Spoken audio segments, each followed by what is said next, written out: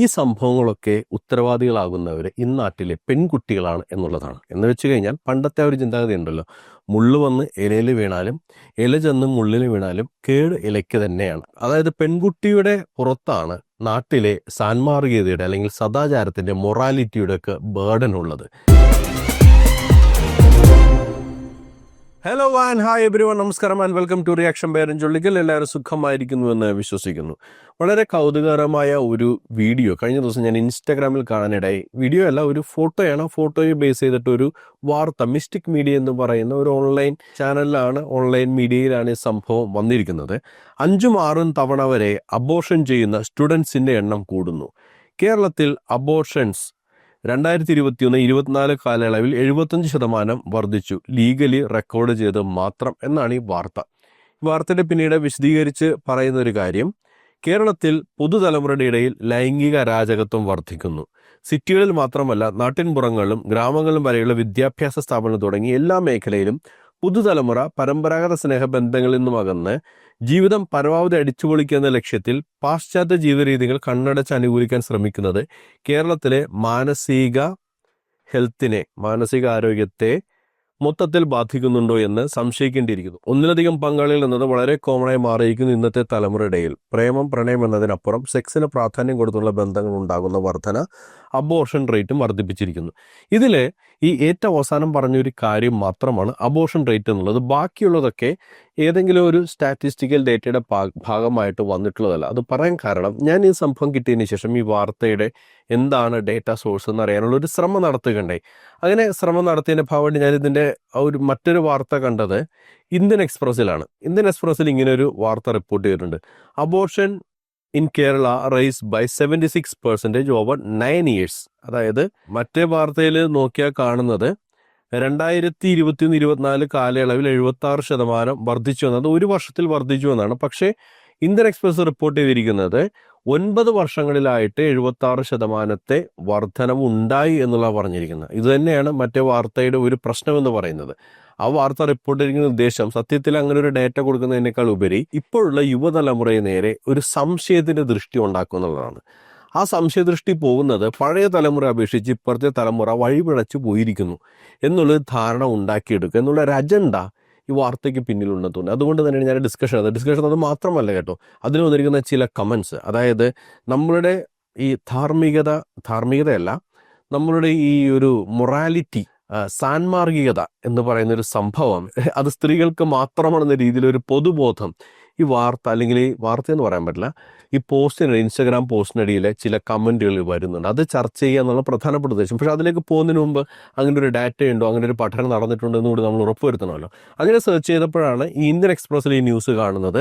അത് health care management information system HMIS പോർട്ടലിൽ വന്നിരിക്കുന്ന പഠനത്തിൻ്റെ അടിസ്ഥാനത്തിലാണ് ഞാനിത് ഈ വാർത്ത മൊത്തം വായിച്ചു നോക്കി. ഇവിടെ എങ്ങും ഈ പറയുന്നത് പോലെ ഈ വിദ്യാർത്ഥികളിൽ അങ്ങനെ ഒരു സംഭവം 4-5 ഇരട്ടി വർദ്ധിച്ചു എന്ന് പറയുന്ന സംഭവമോ, അല്ലെങ്കിൽ അത് ഞാൻ വീണ്ടും നമ്മുടെ ബാക്കിയുള്ള പോർട്ടൽസിലൊക്കെ ഞാൻ റിസർച്ച് എടുത്ത് നോക്കിയിട്ട് അവിടെ എങ്ങും ഇങ്ങനെ ഒരു സ്റ്റഡി കാണാൻ കഴിഞ്ഞില്ല. എവിടെ നിന്നാണ് ഈ മിസ്റ്റിക് മീഡിയയ്ക്ക് ഈ സംഭവം കിട്ടിയത്? അതൊന്ന് പറഞ്ഞു തന്നാൽ കൊള്ളവർ. ഞാൻ റിസർച്ച് ചെയ്തതിൻ്റെ കുറവാണെന്നുണ്ടെങ്കിൽ നിങ്ങൾക്ക് ആർക്കെങ്കിലും അങ്ങനെ ഒരു ഡാറ്റ കിട്ടുന്നുണ്ടെങ്കിൽ. ഇതുപോലൊരു ചമച്ചെടുത്ത വാർത്തയല്ല. ഇതൊരു സിനിമയുണ്ടല്ലോ, ബൂയിങ് എന്ന് പറയുന്ന സിനിമയിൽ മോഹൻലാലും മുകേഷും കൂടെ വാർത്തയുണ്ടാക്കുന്നുണ്ട്. ഒരു 8 വീട്ടിൽ പിള്ള എന്ന് പറയുന്ന വ്യക്തിയുമായിട്ട് ബന്ധപ്പെട്ട് അയാൾ കുറേ സ്ത്രീകളെ ബലാത്സംഗം ചെയ്ത് കൊന്നിരിക്കുന്നു എന്ന് പറയുന്നൊരു കഥ മെനഞ്ഞെടുക്കുന്നൊരു സംഭവമാണ്. അത്തരത്തിൽ മെനഞ്ഞെടുത്ത വാർത്തകളല്ല, ഡേറ്റയുമായിട്ട് ബന്ധപ്പെട്ട എന്തെങ്കിലും കാര്യങ്ങളുണ്ടെങ്കിൽ നിങ്ങൾക്ക് അറിയാമല്ലോ, ഒന്ന് കമൻറ്റിലിട്ടാൽ നല്ല കാര്യമായിരിക്കും. എന്തായാലും ഇതിൽ പറയുന്നത് ശരി, 76% അബോർഷൻ വർദ്ധിച്ചിരിക്കുന്നത് അത് മൊത്തത്തിലാണ്, അല്ലാതെ യുവതലമുറയെ അങ്ങോട്ട് ടാർഗറ്റ് ചെയ്തിട്ട് പറഞ്ഞിരിക്കുന്ന ഒരു പഠനമല്ല. എന്നാൽ യുവതലമുറയിൽ അബോർഷൻ ഉണ്ട് എന്നുള്ളതാണ് സത്യം. ഇപ്പോൾ ഞാനതുമായിട്ട് ബന്ധപ്പെട്ട് മറ്റൊരു സ്റ്റഡി, അതായത് അൺമാരീഡ് പ്രഗ്നൻസി എമംഗ് അഡോളസെന്റ് എന്ന് പറയുന്ന ഒരു സ്റ്റഡി നടത്തിയിരിക്കുന്നതിൻ്റെ ഒരു റിപ്പോർട്ടാണ് നിങ്ങൾ ഈ കാണുന്നത്. ആ റിപ്പോർട്ടിൽ പറയുന്നുണ്ട് 10ാം ക്ലാസ്സിൽ വരെ പഠിക്കുന്ന കുട്ടികൾ പ്രഗ്നൻ്റ് ആയിട്ട് അത് അബോർട്ട് ചെയ്ത സംഭവങ്ങളൊക്കെ ആ പഠനത്തിൽ പറയുന്നുണ്ട്. അപ്പോൾ ഇങ്ങനൊരു സംഭവം ഇല്ല എന്നൊരു വാദമൊന്നും എനിക്കില്ല. അങ്ങനെ ഒരു സംഭവമുണ്ട്. പക്ഷെ അതിനകത്ത് ഒരുപാട് കാരണങ്ങൾ അവർ പറയുന്നുണ്ട്. ഈ പറയുന്നത് പോലെ എങ്ങനെയാണ് ആ തലമുറ അവിടേക്ക് എത്തുന്നത്? കുറച്ച് കാരണങ്ങൾ അതിനകത്ത് പറയുന്നു. ഒന്ന്, ഈ ബ്രോക്കൺ ഫാമിലീസ് പെട്ടെന്ന് ജീവിതത്തെ അടിച്ചുപൊളിക്കുക എന്നുള്ളതല്ല, അവര് ഇതുപോലുള്ള ബന്ധങ്ങളിൽ ചെന്ന് പെടുന്നു. ഈ ബന്ധങ്ങളിൽ ഡിമാൻഡ് ചെയ്യപ്പെടുന്ന ഒന്ന് സെക്സ് ആണ്. ഒരു പരിധി കഴിഞ്ഞാൽ പിന്നെ ആളുകൾ സംസാരിച്ചു തുടങ്ങുന്നതൊക്കെ സെക്സ് ആണെന്നുള്ള കാര്യം നമുക്ക് എല്ലാവർക്കും അറിയാം. എല്ലാ ബന്ധങ്ങളിലും ഫോട്ടോ അയച്ചു തരൂ, അല്ലെങ്കിൽ നിന്റെ ഫോട്ടോ കാണണം, നീ ഇപ്പോൾ ഏത് ഡ്രസ്സാണ് ഇട്ടിരിക്കുന്നത് എന്ന രീതിയിൽ ചർച്ചകൾ പോകുന്നതും രാത്രി കോളുകൾ അങ്ങനെ മാറിത്തീരുന്നതൊക്കെ നമ്മൾക്ക് എല്ലാവർക്കും അറിയാവുന്ന കാര്യമാണ്. ഇത് ഈ തലമുറയിൽ മൊബൈൽ ഫോൺ ഉള്ളത് കൊണ്ട് നമ്മളിതൊക്കെ മനസ്സിലാക്കിയിരുന്നു. പണ്ടത്തെ തലമുറ അങ്ങനെ ചോദിക്കാനുള്ള അവസരം ഉണ്ടായില്ല, അതുകൊണ്ട് ഉണ്ടായില്ല എന്ന് എനിക്ക് പറയാനുള്ളൂ. അപ്പോൾ അതിൽ പറയുന്ന ഒന്ന് ബ്രോക്കൺ ഫാമിലി. രണ്ടാമത്തെ ഒരു കാര്യം പറയുന്നത് ഇൻട്രാ ഫാമിലി റിലേഷൻഷിപ്പിൽ ഉണ്ടാകുന്ന പ്രശ്നങ്ങൾ. പിന്നെ പാരന്റിങ്, രണ്ട് രീതിയിലുള്ള പാരന്റിങ് കുറിച്ച് പറയുന്നത്. ഒന്ന്, സ്ട്രിക്റ്റ് പാരന്റിങ്ങും പ്രശ്നമാണ്, അതേപോലെ തന്നെ നോ പാരന്റിങ്ങും, ഒരു കൺട്രോളും ഇല്ലാത്ത പോകുന്ന കാര്യം കുട്ടികളും അവരും ഇതേപോലെ. അതിൻ്റെ ഒരു സാധ്യത പറയുന്നത് സാധാരണ അങ്ങനെയുള്ള കുട്ടികൾക്ക് ഉണ്ടാകുന്ന ഈ ഏർലി പ്രഗ്നൻസി അല്ലെങ്കിൽ റിലേഷൻഷിപ്പിൽ ഉണ്ടാകുന്ന പ്രഗ്നൻസിയുടെ 14 ഇരട്ടി സംഭവിക്കുന്നത് ഇത്തരത്തിൽ ഒന്നല്ലെങ്കിൽ സ്ട്രിക്റ്റ് പാരന്റിങ് അല്ലെങ്കിൽ നോ പാരന്റിങ് ഉള്ള കുട്ടികൾക്കാണ്. അതേപോലെ തന്നെ 11 ഇരട്ടി കൂടുതലാണ് ഏതെങ്കിലും രീതിയിലുള്ള ഫാമിലി ബ്രോക്കൺ ഫാമിലി ഇഷ്യൂസ് എന്നൊക്കെ വരുന്ന ഫാമിലി ബാക്ക്ഗ്രൗണ്ടിൽ നിന്ന് അല്ലെങ്കിൽ ടോക്സിക് ഫാമിലി ബാക്ക്ഗ്രൗണ്ടിൽ നിന്ന് വരുന്ന കുട്ടികൾക്ക് സംഭവിക്കുന്നത്. അതിൽ പ്രധാനമായിട്ട് എടുത്തു പറയുന്ന ഒരു കാര്യമാണ് സെക്ഷുവൽ റീപ്രൊഡക്റ്റീവ് ഹെൽത്ത് നോളജ് എന്ന് പറയുന്നത്.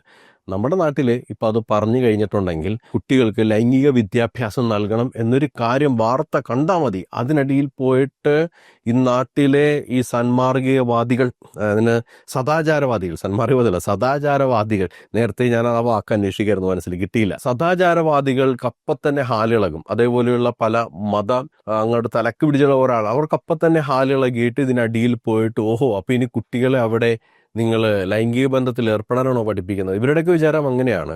അങ്ങനെ ലൈംഗിക വിദ്യാഭ്യാസത്തെക്കുറിച്ചൊക്കെ പറഞ്ഞു കഴിഞ്ഞിട്ടുണ്ടെങ്കിൽ അവിടെ നടക്കുന്നത് ആഭാസമാണെന്നാണ് ഇവരുടെ ചിന്താഗതി. പറഞ്ഞിട്ട് കാര്യമില്ല, മസ്തിഷ്കത്തിന് പകരം മറ്റെന്തെങ്കിലുമാണ് തലയിലെങ്കിൽ ഇതേ ചിന്തിക്കാൻ പറ്റുള്ളൂ. ചിലർ പറയും നിങ്ങളുടെ മസ്തിഷ്കം 2 കാലിൻ്റെയും ഇടയിലാണെന്നുണ്ടെങ്കിൽ പിന്നെ പറഞ്ഞിട്ട് കാര്യമില്ല, അത് വെച്ച് ചിന്തിക്കുന്നവരെ പറഞ്ഞിട്ട് കാര്യമില്ല.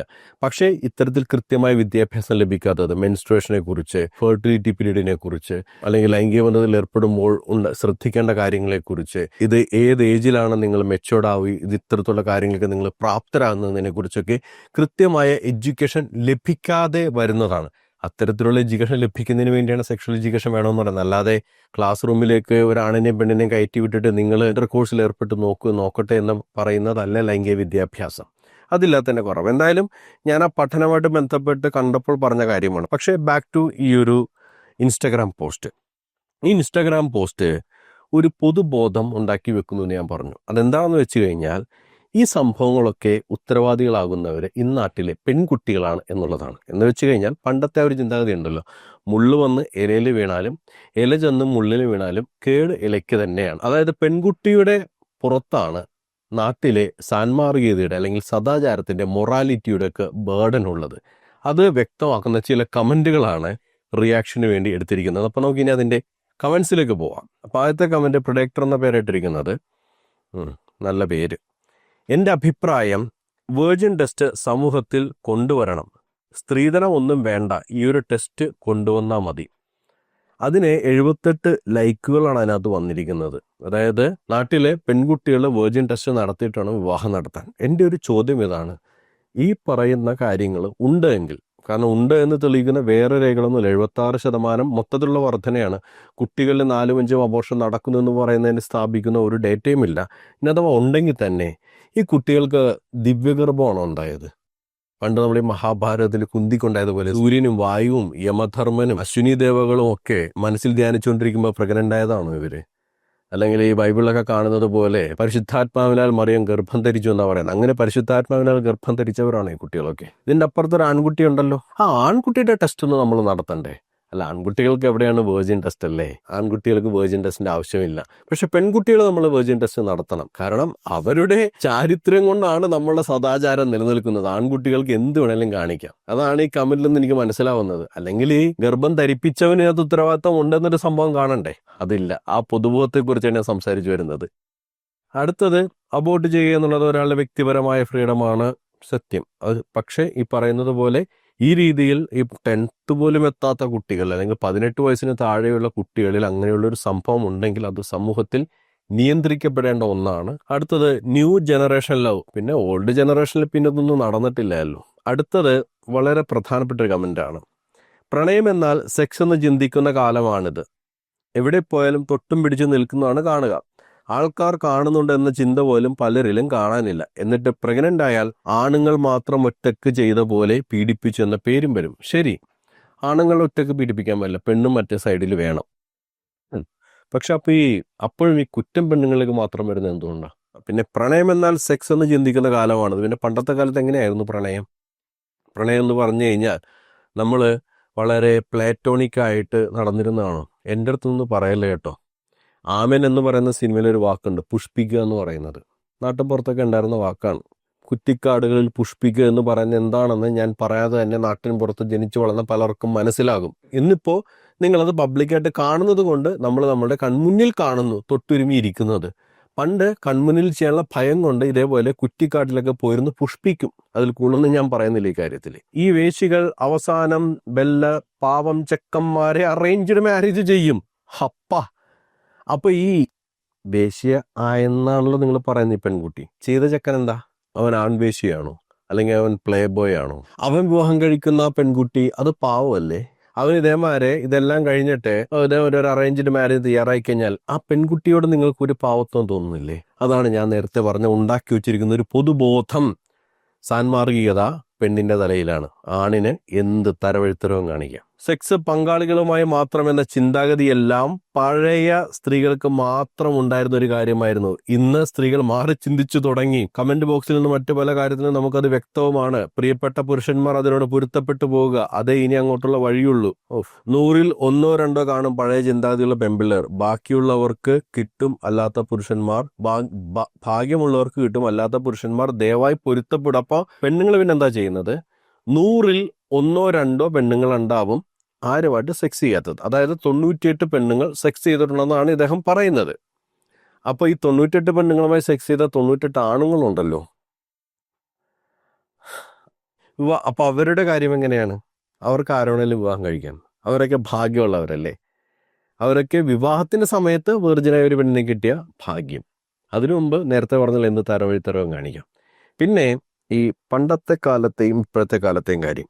പണ്ടത്തെ കാലത്ത് ഇതൊന്നും ഇല്ല എന്നാണോ നിങ്ങൾ പറയുന്നത്? ഒന്നിലധികം പങ്കാളികളൊന്നും ഇല്ല എന്നാണോ നിങ്ങൾ പറയുന്നത്? പണ്ടത്തെ കാലത്ത് കള്ളൻ പൗത്രൻ എന്ന് പറയുന്നൊരു സിനിമയുണ്ട്. അത് ഇറങ്ങിയത് എന്തായാലും കുറേ വർഷങ്ങൾക്ക് മുമ്പാണ്. എൻ്റെയൊക്കെ കുട്ടിക്കാലത്ത് ഇറങ്ങിയത്. അപ്പോൾ കുറേ വർഷങ്ങൾക്ക് മുമ്പ് ഇറങ്ങിയൊരു പടമാണ്. അതിലെ തീം തന്നെ ഈ സംഭവമാണ്. പരപുരുഷ ബന്ധം, പരസ്ത്രീ ബന്ധം, ഇത് രണ്ടുമാണ് അതിനകത്ത് തീം. അന്നത്തെ കാലത്ത് അപ്പോൾ ഇല്ലാത്തതുകൊണ്ടാണോ പത്മരാജൻ ഇമാജിൻ ചെയ്ത് ഈ സാധനം ഉണ്ടാക്കിയെടുത്തത്? അതിനും പിന്നിലേക്ക് പോയിട്ടുണ്ടെങ്കിൽ ബ്ലാക്ക് ആൻഡ് വൈറ്റ് സിനിമാ കാലഘട്ടത്തിൽ പോലും ഇത്തരം കാര്യങ്ങൾ കാണിക്കുന്നുണ്ട്. അതെവിടെ നിന്ന് വന്നതാ? അന്നത്തെ കാലത്തെ സ്ത്രീകൾ ഇതുപോലെ ആയിരുന്നുവെങ്കിൽ പിന്നെ എങ്ങനെയാണ് ഈ പഴയ സിനിമകളിൽ ഈ കാര്യങ്ങളൊക്കെ കയറി വരുന്നത്? സമൂഹത്തിൽ നടക്കുന്ന പലതുമാണല്ലോ സിനിമയിലേക്കും കയറി വരുന്നത്. ഇനി അതിലും പഴയ കാലത്തേക്ക് പോയാൽ ഈ ഗ്രീക്ക് യുദ്ധകാലഘട്ടത്തിൽ അന്നത്തെ സംഭവം പരിശോധിച്ച് നോക്കുമ്പോൾ കണ്ടെത്തുന്ന ഒരു കാര്യമുണ്ട്. വിർജിൻ ലോക്ക് എന്ന് പറയുന്ന ഒരു കാര്യം. കന്യകാത്വം സംരക്ഷിക്കാനുള്ള പൂട്ട്, പെണ്ണുങ്ങളുടെ കന്യകാത്വം സംരക്ഷിക്കാനുള്ള പൂട്ട്. അതായത് ഈ ആണുങ്ങളൊക്കെ യുദ്ധത്തിന് പോകുമല്ലോ. അപ്പോൾ ഈ പെണ്ണുങ്ങൾ നാട്ടിലാണ്. യുദ്ധത്തിന് പോകാന്ന് പറഞ്ഞാൽ ഒരൊറ്റ പോക്കാ. ഇന്ന് ഈ രാവിലെ പോയി യുദ്ധം ചെയ്ത് വൈകുന്നേരം തിരിച്ചു വരാൻ പറ്റില്ല. ഇതൊരു പോക്കാണ് പോകുന്നത്. അത് ഒരു 3-4 വർഷമൊക്കെ യുദ്ധം ചെയ്തതിന് ശേഷമാണ് തിരിച്ചെത്തുക. ആ കാലഘട്ടത്തിൽ പെണ്ണുങ്ങൾ ഇവിടെ അടങ്ങി ഒതുങ്ങി ജീവിക്കണം. അതില് അവർക്ക് ഉറപ്പുണ്ടായിരുന്നില്ല. ഇവര് വേറെ പുരുഷന്മാരുമായിട്ട് ബന്ധത്തിൽ ഏർപ്പെടുന്ന ഒരു സംശയമെന്ന് അവർക്കുണ്ടായിരുന്നു. അതുകൊണ്ട് അന്ന് കണ്ടുപിടിച്ച സംഭവമാണ് വെർജിൻ ലോക്ക് എന്ന് പറയുന്നത്. ആ സംഭവം വെച്ചിട്ട് ഈ പെൺകുട്ടികളുടെ ലൈംഗിക അവയവം ഇരുമ്പ് താഴിട്ട് പൂട്ടും. അന്നത്തെ സ്ത്രീകള് ഭയങ്കര മികച്ചവരായിരുന്നെങ്കിൽ പിന്നെ എന്തിനാണ് ഈ പൂട്ടുണ്ടാക്കിയത്? അന്ന് അതിനെക്കുറിച്ച് ഒരു ലേഖനം ഒരു ബ്ലോഗിൽ എന്തോ വന്നത്. അത് വായിച്ചപ്പോൾ അതിനിടയിൽ വന്ന രസകരമായൊരു കമൻ്റാണ്. ഇതൊക്കെ കള്ളത്താക്കലിട്ട് തുറക്കാൻ പറ്റിയ കൊല്ലന്മാരും ആ നാട്ടിൽ കാണുമല്ലോ എന്നുള്ളത്. അതിന് ഡെപ്തിലേക്ക് ഞാൻ പോകുന്നില്ല. പണ്ടത്തെ സ്ത്രീകൾ ഇപ്പോഴത്തെ സ്ത്രീകൾ, അല്ലെങ്കിൽ പണ്ടത്തെ തലമുറ ഇപ്പോഴത്തെ തലമുറ കമ്പയർ ചെയ്യുന്നതുകൊണ്ട് ഞാൻ പറഞ്ഞത് ഇതൊക്കെ എല്ലാ കാലഘട്ടത്തിലുമുണ്ട്. ഈ ഒരു കാലഘട്ടത്തിൽ അത് വളരെ എക്സ്പോസ്ഡ് ആയിട്ട് കാണുന്നത് കൊണ്ട് നമ്മൾ ഈ ഒരു തലമുറ വഴികുഴച്ചു പോയെന്ന് പറയുന്നു. പക്ഷെ പണ്ട് ചെന്ന് ചികഞ്ഞു നോക്കിയാലും ഈ സംഭവങ്ങളൊക്കെ കാണാൻ കഴിയും. മൊത്തത്തിൽ പറഞ്ഞാൽ സെക്കൻഡ് ഹാൻഡ് വണ്ടി കൂടി വരുന്നു. അപ്പം പിന്നെ ആമ്പിള്ളേർ പിന്നെ ഏത് വണ്ടിയാടാ? പെണ്ണുങ്ങൾ മാത്രമേ ഉള്ളൂ സെക്കൻഡ് ഹാൻഡ് വണ്ടി? ആമ്പിള്ളേർ പിന്നെ ഏത് വണ്ടിയാണ്? അതോ നിങ്ങളുടെ വിചാരം ഈ വണ്ടിക്ക് പെട്രോൾ അടിച്ച് കൊടുക്കലാണ് സെക്സ് എന്നാണോ? കല്യാണം കഴിഞ്ഞ ആദ്യ രാത്രി ഭർത്താവിന്റെ മടിയിൽ തലവെച്ച് അവൾ ചോദിക്കും, ചേട്ടൻ വേറെ പ്രേമിച്ചിട്ടുണ്ടോ? അപ്പോൾ അവൾ ചിലപ്പോൾ 5-6 അബോർഷൻ കഴിഞ്ഞതായിരിക്കും. അപ്പൊ ഒരു കാര്യം ചെയ്യും, ഭർത്താവിന്റെ മടിയിൽ കിടത്തിയിട്ട് ചോദിക്കുക, നിങ്ങൾ എത്ര പേര് അബോർട്ട് ചെയ്യുന്ന സാഹചര്യം ഉണ്ടാക്കി വെച്ചിട്ടുണ്ടെന്ന്. ഈ 5-6 അബോർഷൻ ആ കുട്ടി കഴിയണമെന്നുണ്ടെങ്കിൽ ആ 5-6 അബോർഷന് കാരണം ഉണ്ടായിരിക്കുന്ന ഒരാണുണ്ടാകുമല്ലോ. ആ ആണിൻ്റെ മടിയിലും ഏതെങ്കിലും പെണ്ണിന് കിടക്കണമല്ലോ ആദ്യ രാത്രിയിൽ. അതും കൂടി ഒന്ന് ആലോചിക്കുന്നത് നല്ലതാണ്. കളിക്കുന്നവർ കളിക്കട്ടെ, കളിക്കാത്തവർ വാഴയ്ക്ക് തുളയിടട്ടെ. എന്തു പറയാനായിട്ട്. സത്യത്തിൽ ഞാൻ പറയാൻ ഉദ്ദേശിച്ച കാര്യം ഇത്രയേ ഉള്ളൂ. ഇതിനൊരു ഇമോറൽ സൈഡ് ഉണ്ട് എങ്കിൽ അത് പെൺകുട്ടിയുടെ മാത്രം ബേർഡനാക്കി വെക്കുന്നത്, അങ്ങനെ ഉണ്ടാക്കുന്ന പൊതുബോധം, അതായത് വിവാഹം കഴിക്കും മുന്നേ ഈ വെർജിൻ ടെസ്റ്റ് നടത്തി നോക്കണം എന്ന് പറയുന്നവരും, അല്ലെങ്കിൽ അവൾ 5-6 അബോർഷൻ കഴിഞ്ഞ് വന്നവരാണെന്ന് പറയുന്നവരും, പണ്ടത്തെ പെണ്ണുങ്ങളെപ്പോലെ 1-2 പേരെ കിട്ടിയാൽ ഭാഗ്യമുണ്ട് എന്ന് പറയുന്നവർ മനസ്സിലാക്കേണ്ടുന്ന ഒരു കാര്യം, ഒരു പെണ്ണും ഇന്നാട്ടിൽ ദിവ്യഗർഭം സ്വീകരിക്കുന്നവരല്ല. അതൊക്കെ കെട്ടുകഥകളിലുള്ള സംഗതി മാത്രമാണ്. അവൾ പ്രഗ്നൻ്റ് ആവണമെന്നുണ്ടെങ്കിൽ അതിൻ്റെ പിന്നിൽ ഒരാണുകൂടെയുണ്ട്, അവനും ഇതിൽ ഈക്വലി ഉത്തരവാദിയാണ്. എന്താണ് വിഷയത്തിൽ പ്രേക്ഷകർക്ക് പറയാനുള്ളത്? അത് കമൻ്റായിട്ട് രേഖപ്പെടുത്തുക. മറ്റൊരു വിഷയമായി നമുക്ക് വീണ്ടും കണ്ടുമുട്ടാം. അതുവരേക്കും ബൈ ബൈ, ടേക്ക് കെയർ.